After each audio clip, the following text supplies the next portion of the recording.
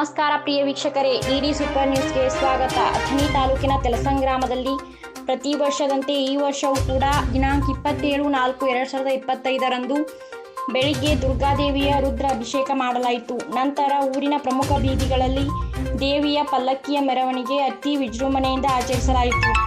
ಅದೇ ದಿನ ಲಕ್ಷ್ಮೀ ಗುಡಿಯ ಮುಂದೆ ಶಾಸ್ತ್ರ ಹಾಗೂ ಎರಗರಕಿ ಕಾರ್ಯಕ್ರಮ ಜರುಗಿತು. ಮುಂದೆ ಶ್ರೀ ದುರ್ಗಾದೇವಿಯ ಗುಡಿಗೆ ಆಗಮಿಸಿತು. ತೆಲಸಂಗ ಗ್ರಾಮದ ಮಾದಿಗ ಸಮಾಜದ ಯುವಕರು ಹಿರಿಯರು ಪರಸ್ಪರ ಭಂಡಾರ ಎರಚಿ ಅತಿ ವಿಜೃಂಭಣೆಯಿಂದ ಜಾತ್ರೆಯನ್ನು ಆಚರಿಸಿದರು.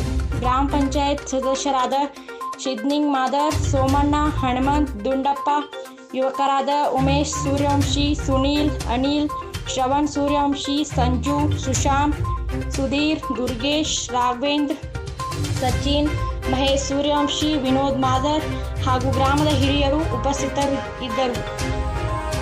ವರದಿ Raju Sagar, DD super news, Belagavi. ದಯಮಾಡಿ ಈ ನ್ಯೂಸ್ಗೆ ಲೈಕ್ ಮಾಡಿ ಹಾಗೂ ಸಬ್ಸ್ಕ್ರೈಬ್ ಮಾಡಿ.